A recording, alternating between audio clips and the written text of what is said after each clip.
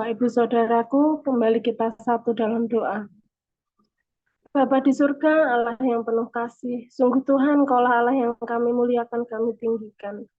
Bapa, di dalam nama Yesus, saat ini Tuhan, kami akan mendengarkan kebenaran firman-Mu yang dibawakan renungannya oleh Evangelis Dr. Ido Akbar. Kami juga akan mendengarkan pembacaan firman yang akan dibawakan oleh para lektor. Biarlah kiranya Tuhan Kau berkati. Tuhan, kami siap mendengarkan kebenaran firman-Mu. Kami percaya firman-Mu selalu baru setiap hari. Di dalam nama Yesus, kami siap. Haleluya. Amin. Terima kasih Pak Kromeni. Amin. Terima kasih Ibu Endang Iswati. Silakan Ibu Neriana. Baik, terima kasih Pak Bro. Pembacaan firman Tuhan Lukas 16 ayat 1 sampai 8, demikian firman Tuhan.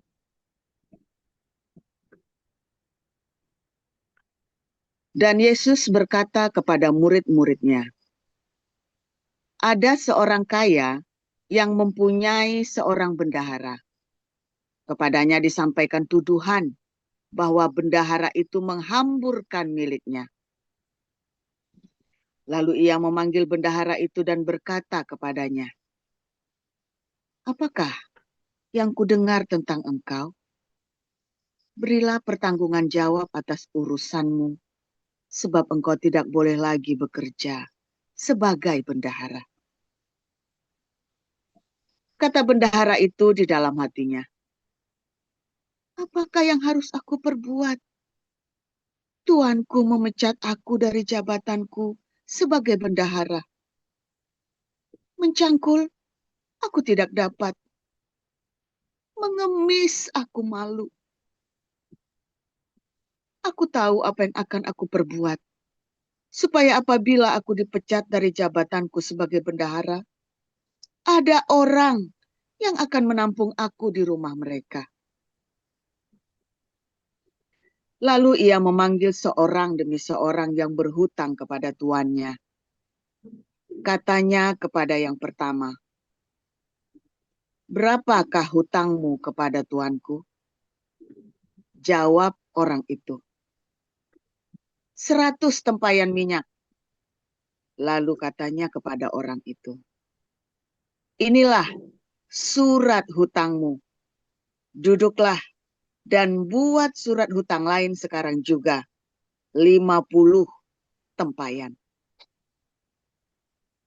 Kemudian ia berkata kepada yang kedua, dan berapakah hutangmu? Jawab orang itu, 100 pikul gandum. Katanya kepada orang itu, inilah surat hutangmu. Buatlah surat hutang lain 80 pikul. Lalu tuan itu memuji bendahara yang tidak jujur itu, karena ia telah bertindak dengan cerdik. Sebab anak-anak dunia ini lebih cerdik terhadap sesamanya daripada anak-anak terang. Demikian. Sampai ayat 18 ya Bu. Sampai ayat 18 Bu Neriana. Baik.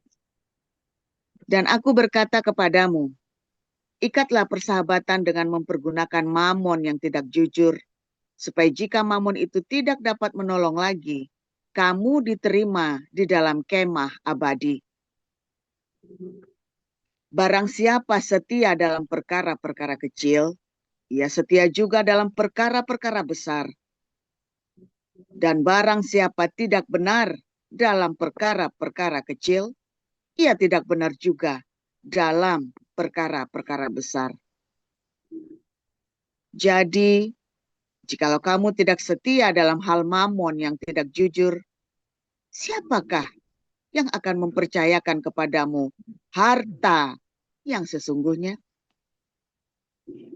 Dan jikalau kamu tidak setia dalam harta orang lain, siapakah yang akan menyerahkan hartamu sendiri kepadamu? Seorang hamba tidak dapat mengabdi kepada dua tuan. Karena jika demikian, ia akan membenci yang seorang dan mengasihi yang lain. Atau ia akan setia kepada yang seorang dan tidak mengindahkan yang lain. Kamu tidak dapat mengabdi kepada Allah dan kepada Mamon. Semuanya itu didengar oleh orang-orang Farisi, hamba-hamba uang itu, dan mereka mencemoohkan dia. Lalu ia berkata kepada mereka, "Kamu membenarkan diri di hadapan orang, tetapi Allah mengetahui hatimu.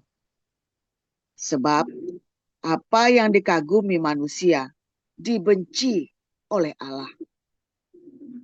Hukum Taurat dan kitab para nabi berlaku sampai kepada zaman Yohanes.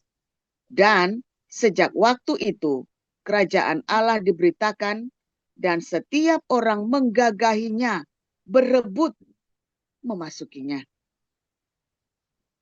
Lebih mudah langit dan bumi lenyap daripada satu titik dari hukum Taurat batal. Setiap orang yang menceraikan istrinya, lalu kawin dengan perempuan lain, ia berbuat zina. Dan barang siapa kawin dengan perempuan yang diceraikan suaminya, ia berbuat zina." Demikian. Ya, terima kasih. Silakan Bu Pak Siliwangi. Ya, baik. Oh, saya lanjut dengan Matius 24 ayat 45 sampai 51. Demikian firman Tuhan. Siapakah hamba yang setia dan bijaksana yang diangkat oleh tuannya atas orang-orang untuk memberikan mereka makan pada waktunya? Berbahagialah hamba yang didapati tuannya melakukan tugas itu ketika tuannya itu datang. Aku berkata kepadamu, sesungguhnya tuannya itu akan mengangkat dia menjadi pengawas segala miliknya. Akan tetapi apabila hamba itu jahat dan berkata di dalam hatinya, tuanku tidak datang-datang, lalu ia mulai memukul hamba-hamba lain dan makan minum bersama-sama pemabuk-pemabuk, maka Tuhan hamba itu akan datang pada hari yang tidak disangkanya dan pada saat yang tidak diketahuinya, dan akan membunuh dia dan membuat dia senasib dengan orang-orang munafik. Di sanalah akan terdapat ratapan dan tertakan gigi. Amin. Silakan Bu Elia Pandi. Baik Pak Kurumani. 1 Korintus 11 ayat 17 sampai ayat yang ke-34. Dalam peraturan-peraturan yang berikut, aku tidak dapat memuji kamu, sebab pertemuan-pertemuanmu tidak mendatangkan kebaikan, tetapi mendatangkan keburukan. Sebab pertama-tama aku mendengar bahwa apabila kamu berkumpul sebagai jemaat, ada perpecahan di antara kamu, dan hal itu sedikit banyak aku percaya. Sebab di antara kamu harus ada perpecahan supaya nyata nanti siapakah di antara kamu yang tahan uji. Apabila kamu berkumpul, kamu bukanlah berkumpul untuk makan perjamuan Tuhan. Sebab pada perjamuan itu tiap-tiap orang memakan dahulu makanannya sendiri, sehingga yang seorang lapar dan yang lain mabuk. Apabila kamu tidak mempunyai rumah sendiri untuk makan dan minum pulang, apakah kamu tidak mempunyai rumah sendiri untuk makan dan minum? Atau maukah kamu menghinakan jemaat Allah dan memalukan orang-orang yang tidak mempunyai apa-apa? Apakah yang kukatakan kepada kamu? Memuji kamu? Dalam hal ini, aku tidak memuji. Sebab apa yang telah kuteruskan kepadamu, telah aku terima dari Tuhan, yaitu bahwa Tuhan Yesus pada malam waktu ia diserahkan mengambil roti, dan sesudah itu ia mengucap syukur atasnya. Ia memecah-mecahkannya dan berkata, inilah tubuhku yang diserahkan bagi kamu. Perbuatlah ini menjadi peringatan akan aku.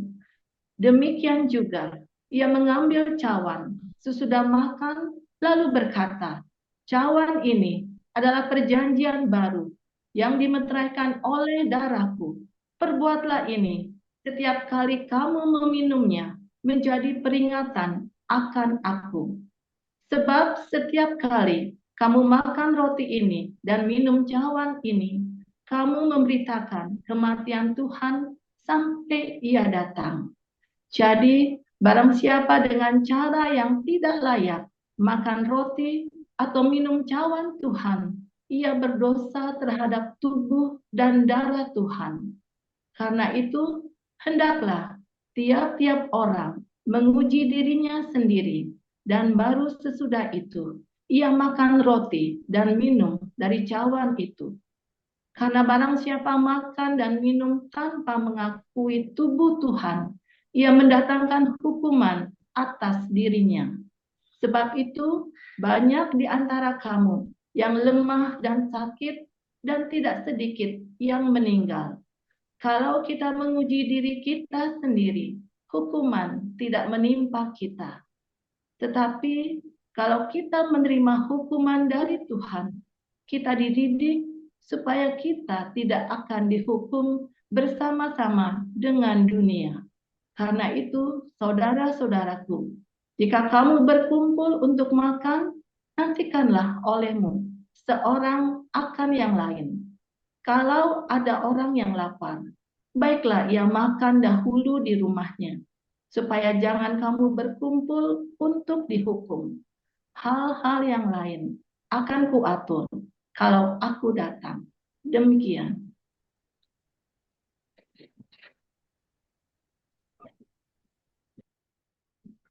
Ya, terima kasih para lektor yang sudah membacakan Alkitab hari ini, Ibu Neliana, Pak Siliwangi, dan Elia Pandi.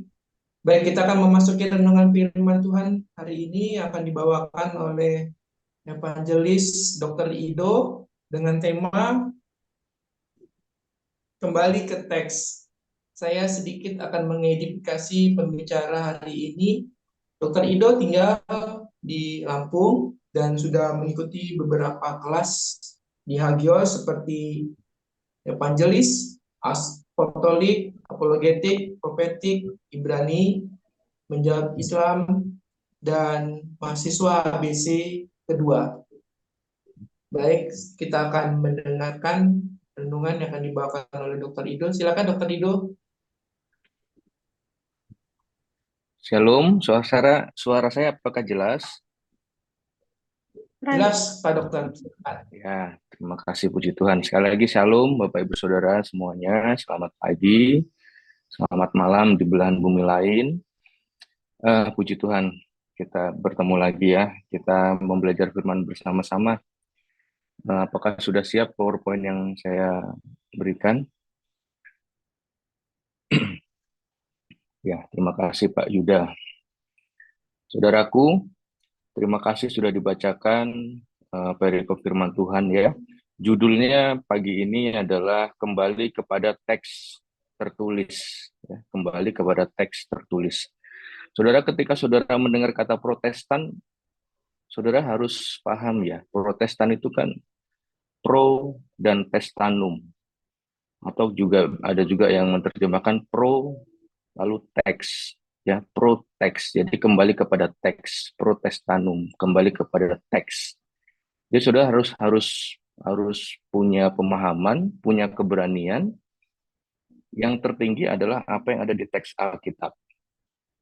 Apa yang ada di teks Alkitab. Jadi saudara baca firman Tuhan, dihayati betul-betul, pengetahuan saudara harus di-upgrade, lalu saudara kembali kepada teks yang tertulis. Itu akan membangun iman saudara jauh lebih dahsyat daripada Bukan salah ya mendengar orang berkhotbah, tetapi saudara harus punya pemahaman juga.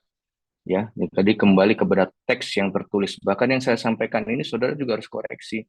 Teksnya benar nggak nih ngomong begini nih. Seperti itu ya. Lanjut next berikutnya. Oke saudara, kita agak cepat ya. Lukas 16 ayat 3 ini saudara. Wah ini luar biasa loh saya merenungkan ini. Saya terima kasih nih sama Pak Paul nih. Kemarin hari Minggu waktu Koinonia ya saya tanya, dijelasin. Dan saya rindu membagikan kepada saudara semua. Jadi saudara, ada seorang yang kaya. Seorang kaya ini punya bendahara. Lalu bendaharanya itu, yang kaya ini, tuan ini berkata kepada bendaharanya, kamu nggak bener nih pakai uang yang saya berikan nih. Kamu mau saya pecat nih. Lalu bendahara tuh bingung, waduh saya dipecat. Mencangkul aku nggak bisa. Mengemis aku malu. Terus bagaimana ya? Nanti kita dengar simak penjelasan berikutnya. Kita next dulu slide-nya. Berapa sih yang dimainkan oleh bendahara ini? Ya, sebelum mau dipecat itu pasti sudah ada permainan. Jadi bendahara ini pasti memainkan harta tuannya. Makanya tuannya bilang, kamu mau saya pecat. Nah, begitu dia mau dipecat, dia pikir, apa yang saya mau lakukan ya? Akhirnya dia punya ide. Waduh, si A itu punya hutang sama tuan saya. Hutangnya itu 100 tempayan minyak. Saya datang ke sana, hutangmu berapa? 100. Udah, ini nota yang lama, hutang yang lama, simpan. Kita buat yang baru, 50 aja lah hutangmu. 50 tempayan minyak, saudara. Saya cari di internet, saudara, dari sumber yang menurut saya terpercaya, tapi kalaupun salah bisa dikoreksi nanti.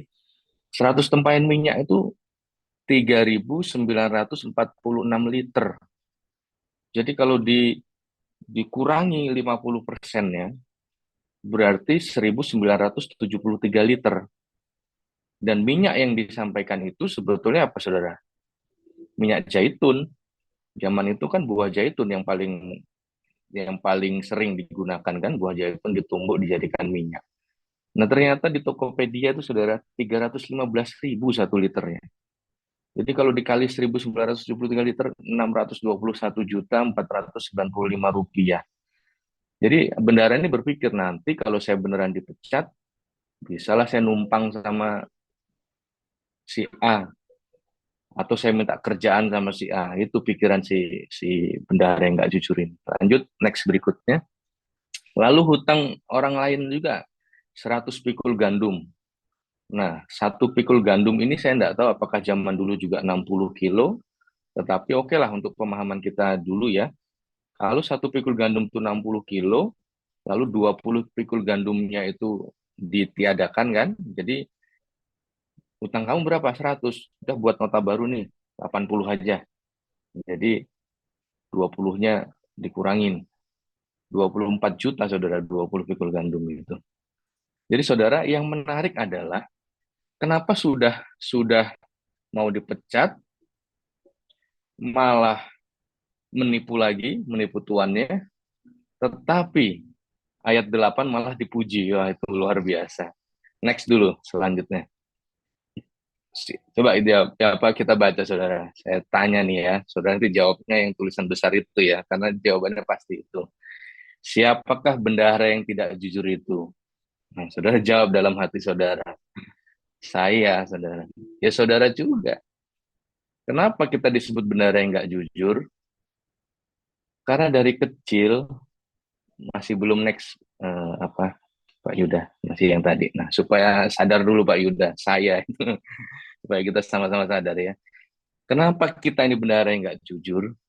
Karena dari kecil kita itu kan sudah megang uang, walaupun sifatnya dikasih uang saku, dikasih uang, apalagi sudah mulai sekolah, kuliah, sudah mulai kerja. Kita itu kan bendaharanya Tuhan.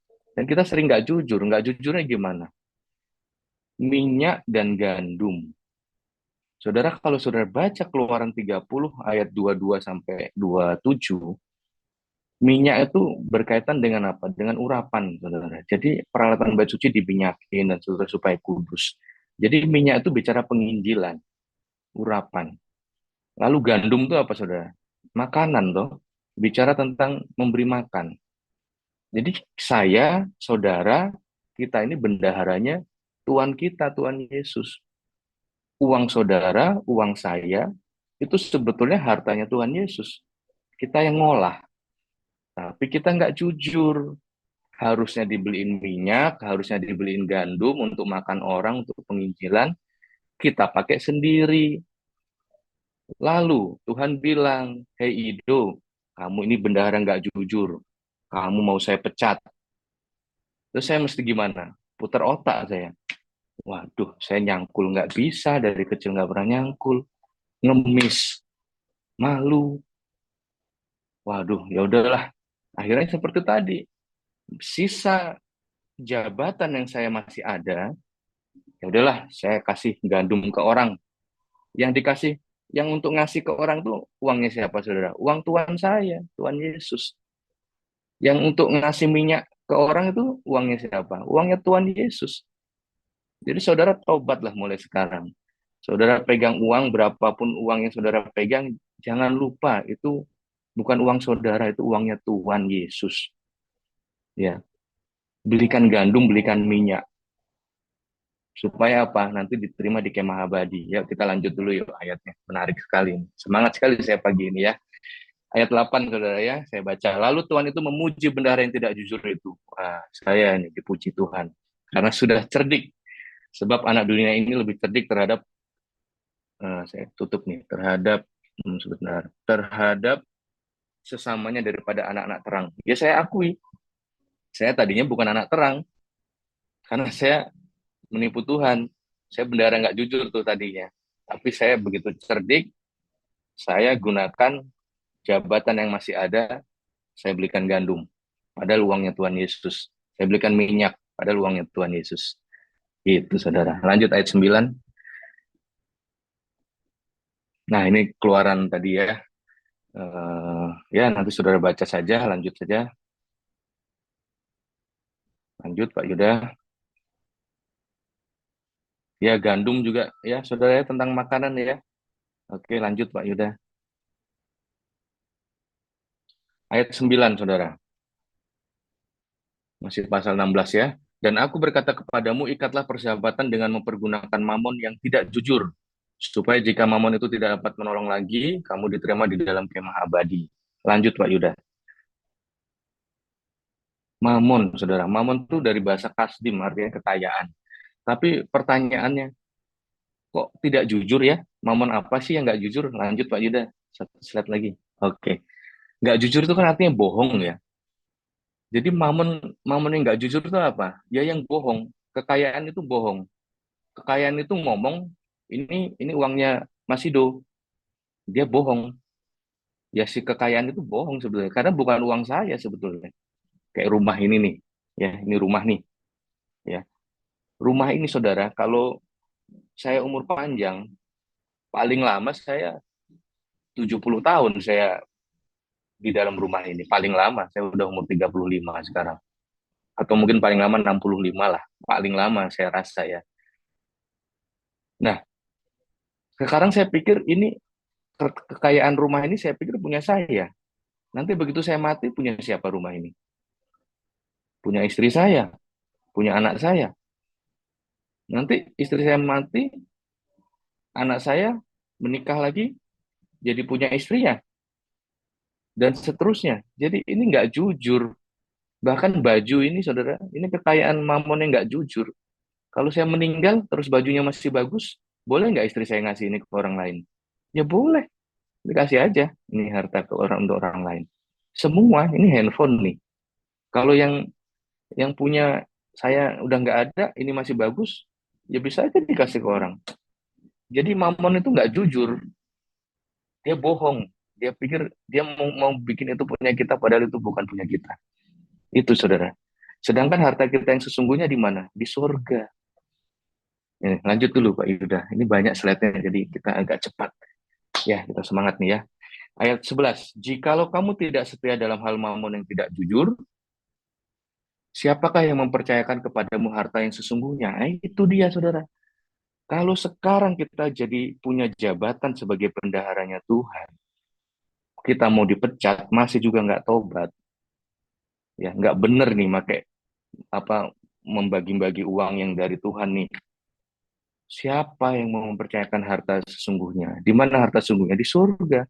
Kalau sekarang kita nggak setia, pakai harta yang nggak jujur ini, yang harta yang fana ini, yang kelihatannya punya kita padahal bukan, siapa yang mau ngasih kepercayaan harta di surga?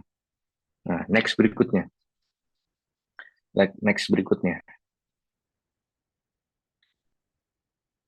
Ya, saya kembali ke ayat 10 ya. Barang siapa setia dalam perkara-perkara kecil, ia setia juga dalam perkara-perkara besar. Barang siapa tidak benar dalam perkara kecil, dia tidak benar dalam perkara besar. Dulu saya pikir yang namanya perkara kecil besar tuh gini, kalau kamu nggak setia sama uang 100.000, kamu nggak benar makanya, kamu nggak akan dipercaya pegang uang 1 juta. Saya dulu berpikir begitu, saudara. Ya memang nggak terlalu salah sih pikiran begitu, tapi tahun-tahun terakhir ini saya mengerti. Maksudnya gini, saudara, perkara kecil itu apa? Ya perkara duniawi ini. Perkara besar apa? Perkara surga, harta di surga itu. Jadi kalau perkara yang di dunia ini, kita nggak kasih gandum, kita nggak kasih minyak, kita nggak setia nih perkara harta yang dititipin ini, mamon yang nggak jujur ini, kita nggak setia nih, ya kita nggak bakal benar juga perkara yang besar. Nggak dapat harta yang benar, harta kita yang sesungguhnya, itu maksudnya. Lanjut berikutnya. Dan jika kamu tidak setia dalam harta orang lain, nah ini saudara yang saya sampaikan tadi. Ini uang yang saudara punya, di kantong saudara, di lemari saudara, di bank saudara, pokoknya yang menurut saudara itu punya saudara lah. Itu sebetulnya harta orang lain. Ya kalau saudara meninggal, uang yang di lemari ini jadi punya siapa? Punya orang lain kan? Itu loh nggak jujur Mamon itu. Dia dia bikin supaya kita menganggap itu milik kita. Itu wah Mamon nggak jujur ya, nggak jujur sekali ini si Mamon ini ya, si Mamon ini aduh. Jadi kalau kita nggak setia dengan harta orang lain, ya maksudnya juga harta Tuhan kita itu sendiri yang disuruh kita mengelola, kita nggak setia, harusnya kita bagi ke orang miskin, kasih gandum, kita ikut terlibat ya pelayanan ya. Saudara bisa ikut tuh di Damar Kasih tuh kan, untuk penginjilan kita ya, Damaris Pancasila juga. Ikutlah saudara, supaya apa? Uang saudara itu loh, untuk beli minyak. Saudara sadar nggak sih, saya ingetin lagi ya, saudara dan saya itu bendara-bendara yang nggak jujur. Saudara dan saya itu mau dipecat. Entah kapan dipecatnya, pokoknya mau dipecat nih, kalau nggak jujur-jujur juga nih. Pecat itu banyak artinya, termasuk mungkin kita mau dipanggil Tuhan tuh. Maka buru-buru tuh saudara tuh, ya. Beli gandum, beli minyak. Pakai uangnya siapa? Uangnya Tuhan, bukan uang saudara juga. Oke, lanjut. Saya nggak marah-marah saudara ya, saya happy ini, saya senang sekali. Senang sekali nih saudara. Biasanya pagi agak panas, ini sejuk nih. Sejuk, cuman semangat sekali nih saudara. Ayat 13, seorang hamba tidak dapat mengabdi kepada dua tuan. Siapa dua tuan itu? Ada di bagian bawah. Kamu tidak dapat mengabdi kepada Allah dan kepada Mammon. Jadi dua tuan itu yaitu satu Allah, satu Mammon. Nggak bisa mengabdi kepada dua-duanya. Tetapi bisa mengabdi kepada Allah, mempergunakan Mammon. Gitu maksudnya. Jadi mempergunakan apa? Mempergunakan kekayaan yang nggak jujur tadi. Yang seolah-olah punya kita, sebetulnya bukan. Tapi itu bisa dipakai. Untuk apa? Untuk mengabdi kepada Tuhan Yesus. Luar biasa. Lanjut. Kita pindah ke Matius, saudara. Ya, Matius 24 ayat 45 dan 46, saudara. Pasti kita ingat 46-nya. Berbahagialah hamba yang didapati tuannya melakukan tugasnya itu ketika tuannya itu datang. Wah, ini mah kita ingat dari dulu. Tapi kita kadang lupa tugas apa loh yang dimaksud. Sebetulnya ada satu ayat di atasnya kan. Siapakah hamba yang setia dan bijaksana yang diangkat oleh tuannya untuk memberikan mereka makan pada waktunya. Jadi hamba yang ngasih makan. Tuh, saya ingatin lagi. Hamba yang ngasih makan atas orang-orangnya. Ya, untuk memberi makan mereka pada waktunya. Waktu tuannya itu datang, berbahagialah hamba itu. Wah, luar biasa. Jadi saudara ngasih gandum itu, saudara jangan berat hati. Uangnya juga uang tuan kita. bukan uang kita sebetulnya. Tapi saudara mesti atur baik-baik. Anak istri dicukupi dulu gandumnya, ya toh. Baru atur pasti Tuhan cukupkan. Termasuk saudara yang terima bantuan, mohon maaf, saudara juga pasti tetap bisa membagi periuk saudara untuk sesama saudara, ya toh. Kenapa? Jangan saudara pikir itu punya saudara semua, jangan. Ya, ya, tetap saudara bagi gandum untuk orang lain, tetap baru saudara nanti jadi bendahara yang jujur. Oke, lanjut. Lanjut. Nah, ini saudara, kalau saudara nggak jujur juga, nggak mau kasih makan orang juga, waduh saudara, ayat 55:1 udah deh baca sendiri deh. Siapa yang mau begitu deh? Ini bukan nakut-nakutin kan? Janjian tadi kan kembali pada teks yang tertulis. Ya udah saudara baca teksnya deh. Ya toh, nanti saudara baca ya teksnya ya. Kalau nggak mau, ayo buru-buru sebelum dipecat jadi bendahara yang jujur. Oke, lanjut. Nah, pindah lagi ke pokok bahasan lagi. Tapi ini semua tentang gandum, saudara. Jadi jangan saudara, wah Mas Yudo ini ambil comot. Enggak dong, kita sudah baca teks tuh. Teksnya kita baca, konteksnya kita baca. Jadi teks tekstual. Ya kan, kalau enggak nanti gimana ini? HBC 2 kan, ya kita tetap banyak ayat, tapi kita ngerti teks dan kontekstualnya ya. Saudara yang mau kuliah, ayo biar saudara mantep ya.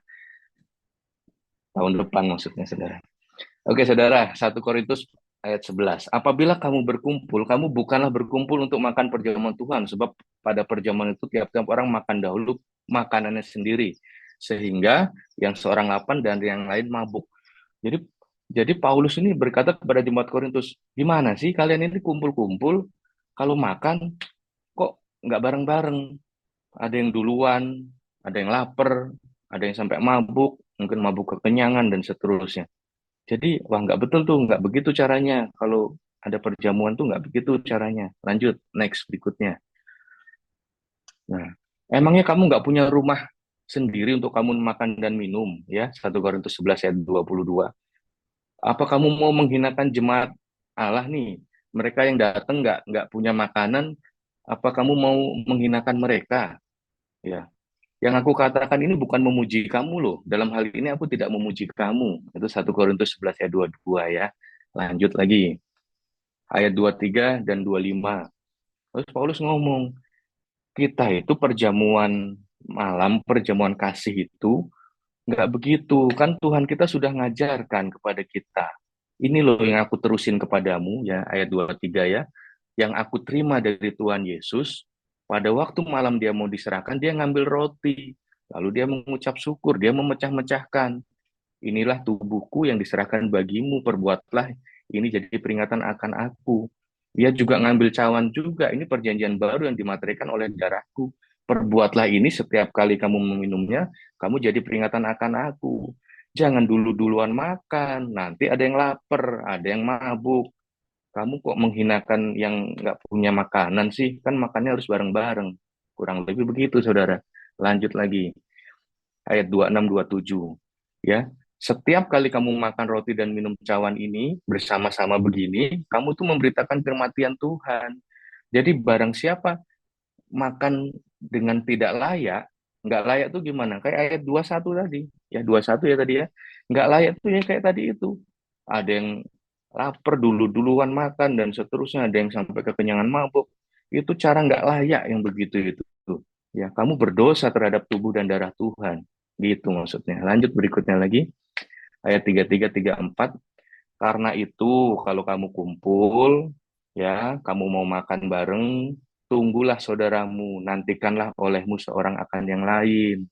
Kalau ada yang lapar, baiklah apa? Ayat 34, ia makan dulu di rumahnya. Jangan kamu tuh berkumpul untuk dihukum.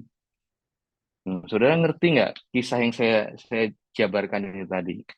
Kalau kamu lapar, makan dulu di rumah, baru kumpul, ya nanti makan lagi sedikit nggak apa-apa. Tapi kenapa sekarang kok jadi perjamuan yang anggurnya kecil, rotinya kecil? Make sense nggak sama ayat 34, saudara? Kamu makan dulu di rumah kalau kamu lapar. Nanti kalau udah ketemu baru kita tambahin roti kecil sama anggur kecil. Make sense nggak? Kamu lu rebut-rebutan roti kecil, anggur kecil, sampai ada yang lapar, ada yang kekenyangan, ada yang mabuk. Make sense nggak? Nggak make sense, saudara. Ini bicara benar-benar makan. Ya, ini bicara benar. Saya ambil buku dulu, saya udah catat sampai saya nggak baca ya. Apa saja poinnya ya.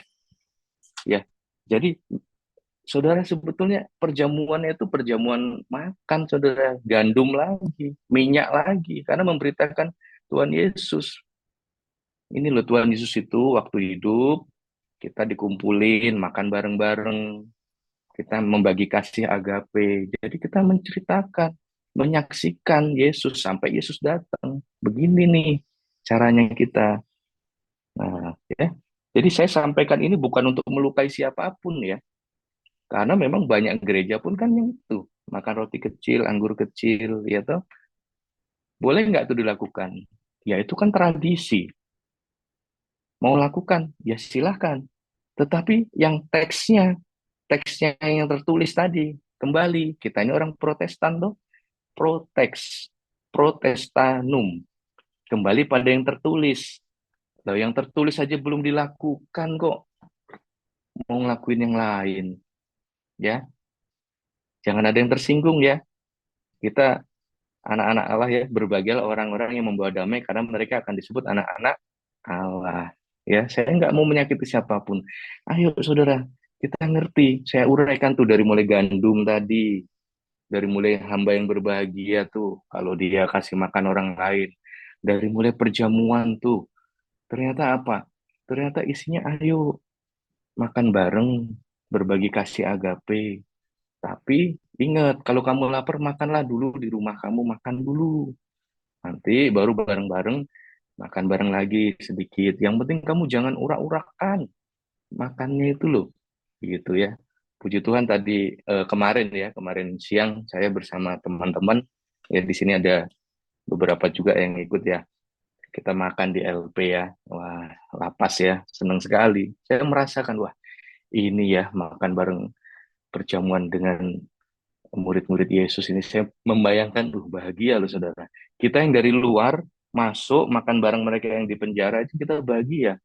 Berapa lagi mereka yang di dalam penjara terkekang, kita datang bawa makanan, ngajak mereka makan, membagi kasih agape. Waduh, betapa bahagianya mereka yang di dalam sana. Itu loh murid Yesus. Ya saudara ya, murid Yesus. Nah, saudara mungkin saudara masih gundah gulana. Waduh, berarti selama ini saya makan anggur kecil, roti kecil, gimana? Ya saudara, lakukan teks yang tertulisnya deh. Nah, sambil saya bacakan beberapa ayat ya. Saya bacakan beberapa ayat. Oh, satu lagi saudara. Saudara kalau baca tentang kisah para rasul, saudara, belum pernah ada satupun yang perjamuan kecil-kecil begitu, saudara. Kisah para rasul itu selalu membagikan makanan, memecah roti, makan bersama. Selalu begitu, saudara. Ya. Dan kalau saudara punya aplikasi Alkitab begitu ya, lalu saudara ketik deh misalnya seperti ini ya, memecah roti gitu. Wah, menarik, saudara. Saudara bacalah semua tentang yang situ. Saudara coba deh, bener nggak yang Mas Ido bilang tadi, yang evangelis Ido tadi bilang tuh. Ya, saudara kecik tuh memecah roti dari mulai Matius 14 ayat 19. Lalu disuruhnya orang banyak duduk di rumput. Setelah itu diambilnya 5 roti dan 2 ikan. Yesus menengadah, dipecah-pecahkannya roti. Pecah-pecah roti makan bersama. Matius 15 ayat 36. Sesudah itu mengambil 7 roti dan ikan-ikan itu, mengucap syukur, memecah-mecahkan dan memberikannya kepada murid-muridnya. Seperti itu saudara, bareng-bareng makannya. Matius 26 ayat 26. Ketika mereka sedang makan, nah ini saudara ya, Matius 26 ayat 26, dan ketika mereka sedang makan, Yesus mengambil roti, mengucap berkat, memecah-mecahkannya, lalu memberikan kepada murid-muridnya, dan berkata, ambillah, makanlah, inilah tubuhku. Nah ini saudara ini yang menjadi dasar tuh penetapan perjamuan malam ya. Terbalik nggak ya di situ ya. Nah jadi murid-muridnya udah makan duluan, lalu Tuhan Yesus ya, dan Matius 26 ayat 26, dan ketika mereka sedang makan, jadi muridnya udah makan tuh, Yesus mengambil roti, mengucap syukur, memecah-mecahkan, muridnya udah makan, pecah-pecahkan, ditambahin lagi gitu, makan bersama begitu ya. Lalu Markus 6 ayat 41 ya, dia mengambil 5 roti dan 2 ikan, nah memecah-mecahkan kita tahu ya. Nah, kita agak jauh nih langsung ke kisah para rasul nih. Mungkin saudara baca deh tentang apa namanya memecah-mecah roti ini, saudara. Kisah Rasul 2:42, ya. Mereka bertekun dalam pengajaran para rasul dan persekutuan, dan mereka selalu berkumpul untuk memecah-mecahkan roti dan berdoa. Wah, Kisah Rasul 2 ayat 46. Mereka memecahkan roti di rumah masing-masing secara bergilir dan makan bersama dengan gembira dan tulus hati. Lagi, Kisah Para Rasul 20 ayat 7. Hari pertama dalam minggu itu, ketika kami berkumpul untuk memecah-mecah roti, Paulus berbicara dengan saudara di situ. Karena ia bermaksud untuk berangkat keesokan harinya. Semua saudara. Saudara, ingat, protestanum. Proteks. Ya, kembali kepada teks yang tertulis. Lakukan, saudara. Ingat ya, saya ini dulu-dulunya bendahara yang nggak jujur. Begitu saya ngerti ini, ya setidaknya dari mulai koinonia hari Minggu kemarin ya, 2 hari nih, 3 hari nih baru jadi bendahara yang jujur berarti. Setidaknya 3 hari ini saudara saya koreksi betul penggunaan uang. Ya listrik aja saya koreksi saudara. Karena ya saya udah ngerti, waduh ini saya harus jadi bendahara yang jujur nih ya. Dulu udah bertobat, sekarang bertobat terus ya. Itu kan pewahyuan, pengetahuan, firman yang Tuhan tambahkan untuk saya, untuk saudara juga ya. Sudah jangan jadi bendahara yang gak jujur lagi. Ya, jadi bendahara yang jujur, ya bagikan gandum ke orang-orang yang membutuhkan. Lalu ingat saudara berbagi kasih, ya. Kalau saudara kasih uang, benar kata Pastor Paul, orang lupa. Tapi kalau saudara kasih makanan, orang akan ingat, saudara, ya. Karena waktu kasih makanan, apalagi makan bareng, kenapa ingat? Ya karena wajah saudara makan berhadapan-hadapan begitu kan diingat. Wah, itu saudaraku kita pernah makan bareng tuh. Waktu makan bareng senyumnya lebar, kan gitu kan? Nggak ada orang makan bareng sambil cemberut kan? Jadi ingat ya saudara ya, jadi bendahara yang jujur. Protestanum. Oke, shalom, Tuhan Yesus memberkati kita semua. Amin.